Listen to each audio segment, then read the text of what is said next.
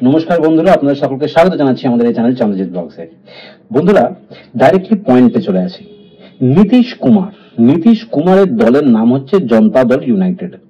এই জনতা দল ইউনাইটেড ইলেকশনের আগেই কিন্তু এনডিএর সঙ্গে জোটে পার্টিসিপেট করেছিল। জোটে মানে একটা পার্টি হিসেবে উনি গেছিলেন।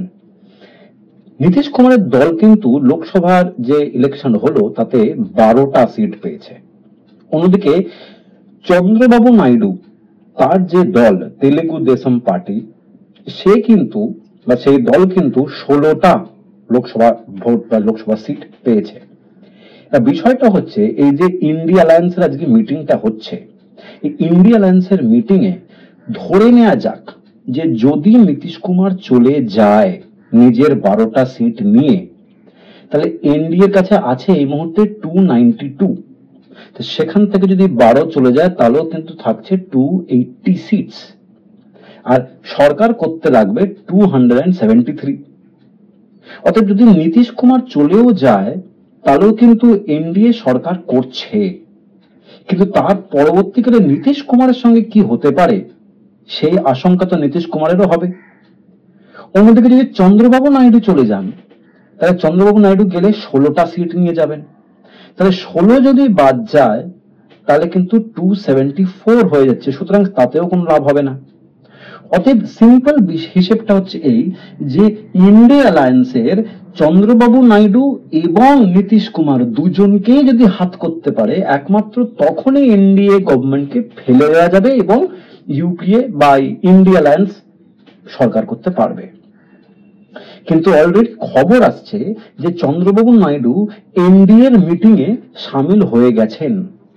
অতএব এখন যদি নীতিশ কুমার বুঝতে পেরে যায় সামান্য বোধ বুদ্ধিটা ওনারও ডেফিনেটলি আরো 10 গুণ বেশি আছে, সর্বক্ষণের নাম্বারেরই ক্যালকুলেশন করছেন, উনি এখন যেটা দেখবেন সেটা হচ্ছে যে যেহেতু চন্দ্রবাবু নাইডু এনডিএতেই রয়ে গেল, অতএব আমি যদি আজকে আবার দলবদল করে ইন্ডিয়া অ্যালায়েন্সে যোগ দিই, তাতে না ইন্ডিয়া অ্যালায়েন্স সরকার করতে পারছে, না আমি কিছু বেনিফিট পাচ্ছি।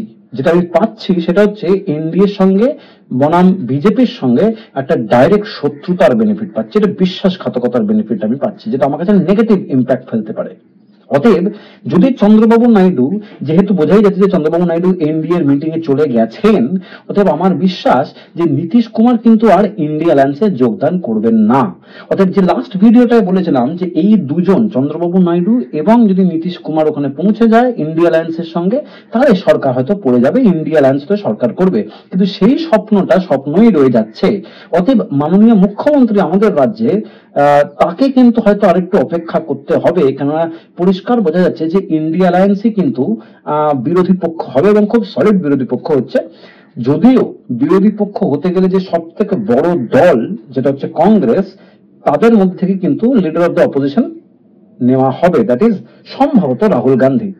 এবং রাহুল গান্ধী যদি হয়ে যান তাহলে কিন্তু আমাদের মাননীয় মুখ্যমন্ত্রীকে ওনার আন্ডারেই থাকতে হচ্ছে, এবং সেই জিনিসটা কিন্তু ইন্ডিয়া অ্যালায়েন্সে থেকেও যদি তার কোনো লাভ না হয়, তাহলে আমাদের মাননীয় মুখ্যমন্ত্রী এবং তার দল ইন্ডিয়া অ্যালায়েন্সে থাকবে কি থাকবে না সেটা পরবর্তীকালের বিষয়। কিন্তু যদি ইন্ডিয়া অ্যালায়েন্স থেকে সরেও যান তাহলে 29টা সিট নিয়ে চলে গেলেও নতুন করে কিন্তু ইন্ডিয়া অ্যালায়েন্সের বিরোধী পক্ষের মধ্যে কোনো ডিফারেন্স আসবে না, কেন 29টা সিট চলে গেলেও কিন্তু রাহুল গান্ধীর সম্ভাবনাই বেশি বিরোধী পক্ষের নেতা হওয়ার বা কংগ্রেস থেকে নেতা হওয়ার। সুতরাং মাননীয় আমাদের রাজ্যের মাননীয় মুখ্যমন্ত্রী মমতা বন্দ্যোপাধ্যায় এবং তার দল তৃণমূল কংগ্রেস এখন যদি ইন্ডিয়া অ্যালায়েন্স থেকে সরেও আসেন তাহলেও হাতে কিছুই আসবে না। আর যদি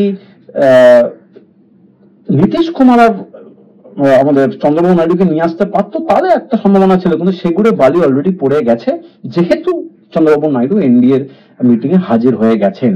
তো এটা হচ্ছে সার্বিক একটা বিশ্লেষণ। সুতরাং একটা পরিষ্কার জিনিস যেটা এই মুহূর্তে দাঁড়িয়ে বোঝা যাচ্ছে সেটা হচ্ছে এনডিএ সরকার করছে, নরেন্দ্র মোদী আমাদের দেশের প্রাইম মিনিস্টার হতে চলেছেন তৃতীয়বারের জন্য, যেটা একটা নিজের মধ্যে একটা বিশাল বড় ব্যাপার।